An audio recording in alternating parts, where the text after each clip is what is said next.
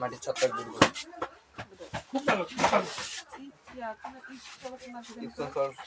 দিবেন প্যাকেট। ওই মরিচ টরিচ গাছে এটা কি সরিষা না? 1 কেজির প্যাকেট, এত ছোট প্যাকেট সরিষা কত প্যাকেট? ওটা 100 টাকা।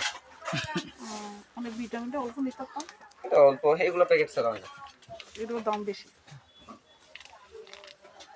বার্মা